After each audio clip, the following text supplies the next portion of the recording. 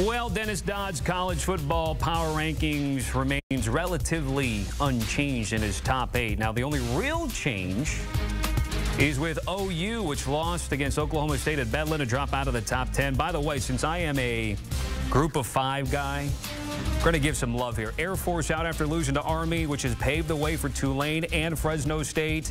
And I haven't forgotten about you, JMU. James Madison, although there's some things to be determined about their bowl expectations and eligibility down the road.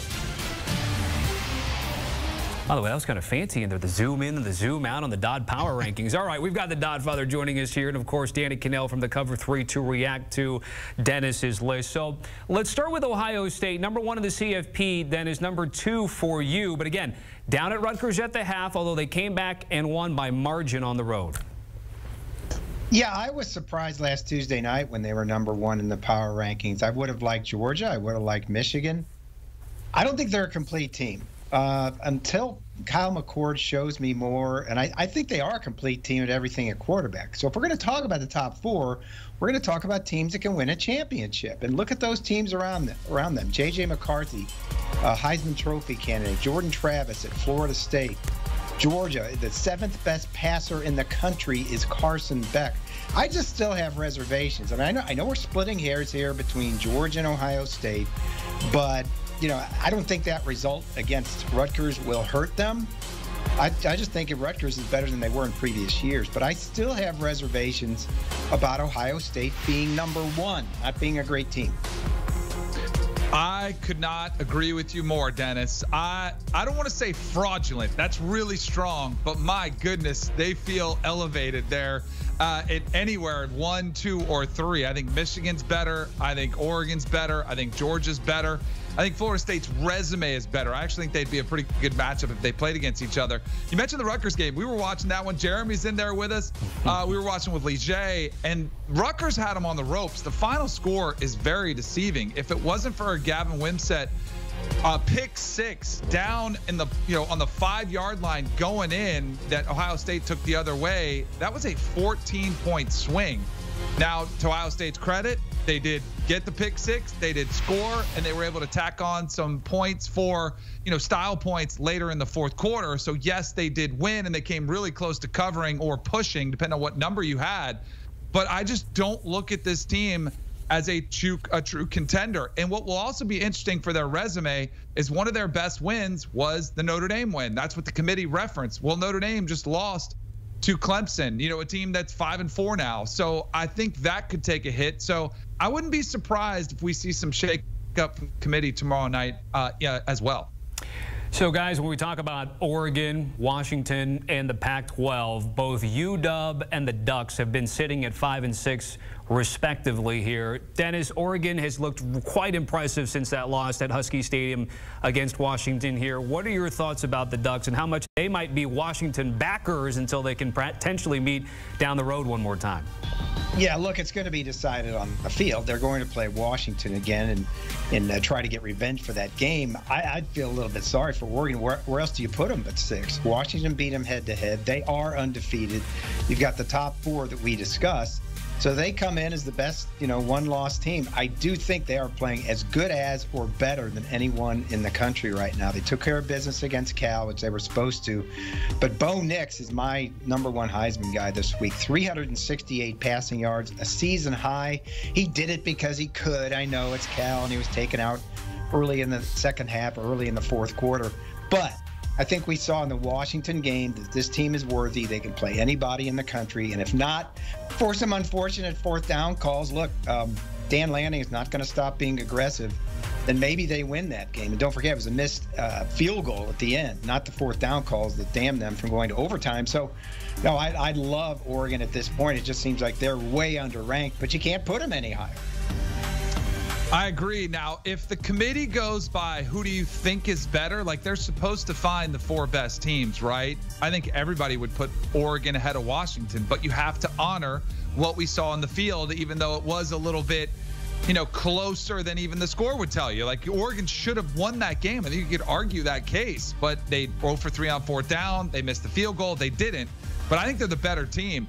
You mentioned Bo Nix. What's interesting about Oregon is they had 2 turnovers all year. They come out a little bit sloppy early. They had 2 turnovers early in the game against Cal, and then they do what they can do and what great teams can do. They're like, hey, no big deal. They go put up 60 plus and absolutely blow out Cal, who's not a bad opponent. Like, that's a conference opponent that took USC to the wire.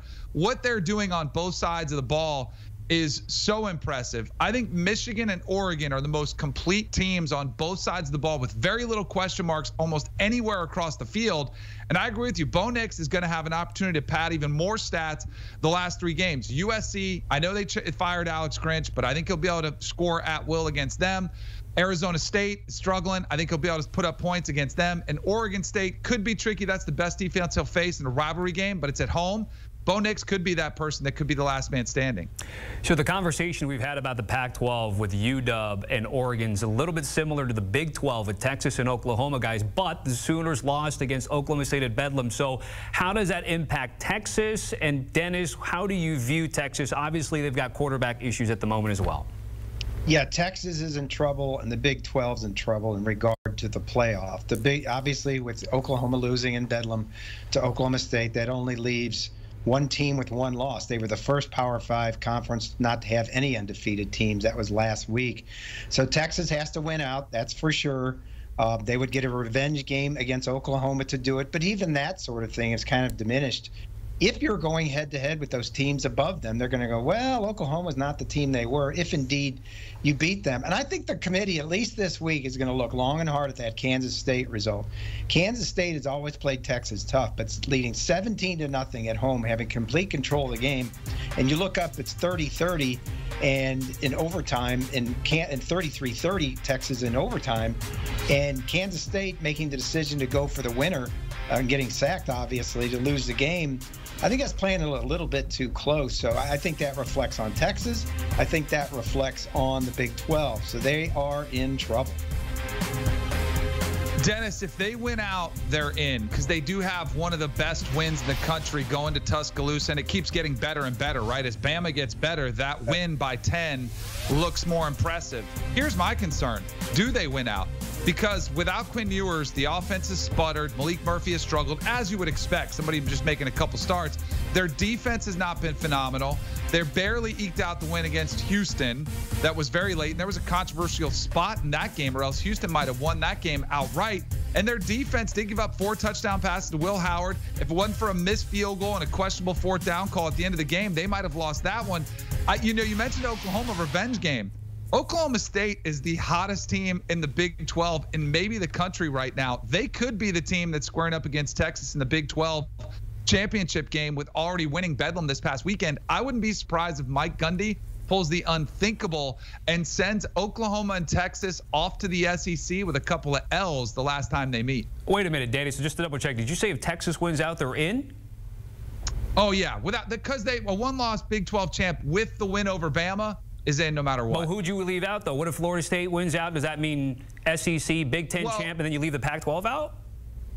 Possibly, but I think Ohio State, Michigan, they'll knock somebody off. Like, there's everything. Like, when I say that, I'm just making the assumption that what we've seen in the past decade, whatever else will happen, will happen. The other, like a 1-loss Big 12 Texas champ is going to get in. I think their resume will be too solid, and then it'll be a really tough decision for somebody else with a weaker resume. Okay, so you value that Bama win at Bryant Denny. Go ahead, Dennis. No, I was going to say, here's one for you. Look at those 2 quarterbacks at Texas right now really strongly, because one of them isn't going to be around next year. The way Malik Murphy is playing, and let's say what happens, Danny says happens. They go on, win the Big 12, get in the playoff. Malik Murphy going into next season, isn't he the starter? And doesn't that mean that, Arch Manning transfers somewhere? One of those guys isn't going to be there, because Malik Murphy's in the process of proving himself. And Danny, you were right. I said Oklahoma. I meant Oklahoma State is going to play Texas most likely for that championship, but that's another quality win for Texas, which will boost their chances. And again, with Bama, let's end there, guys. The Crimson Tide looking like they're starting to hit their stride, especially after that win against LSU. Dennis, how do you view Alabama, which had all these question marks early in the year, quarterbacks on the road, losing at Texas at Bryant Denny, but now all of a sudden the top 10? Yeah, I wrote it Saturday night. I think this is Nick Saban's best coaching job. A year ago on this day, they had lost their 2nd game. They were out of the playoff. They had dropped from 6th to 9th in the CFP. Right now, they have 1 loss with a bullet They are obviously in competition for the CFP. Last year's team had the Heisman Trophy winner and arguably the country's best defender in Will Anderson Jr. This year's team has a suspect offensive line, kind of an average for Nick Saban defense, and a quarterback who's just finding himself and has come ages since that Texas loss. So this is very interesting to me that, look, if Alabama wins out, they're sitting there at number 8. Do they get it? Dennis, at the beginning of this year, I did not think Jalen Milroe or Alabama were national championship contenders. I didn't think Jalen Milroe, there's any way he could be a quarterback that could bring them a national championship. But what I've seen over the past 4 or 5 weeks is he's gotten right. He's really embraced his legs. He's made better decisions. He really has been a dynamic weapon that they've been able to use. The performance he put on against LSU was super impressive. And I think they could provide a lot of problems for Georgia. If you go back and look at Georgia, who's given them problems, remember they played against Auburn. Auburn had them on the ropes, and they were putting up points against Georgia's defense with a running quarterback, or 2 of them, as they were rotating quarterbacks. But Milroe is a problem. It might not be the prettiest team that Alabama's ever had, but in a season where nobody has really pulled away from the pack, maybe Michigan has been the most impressive, but even them, their schedule hasn't been great.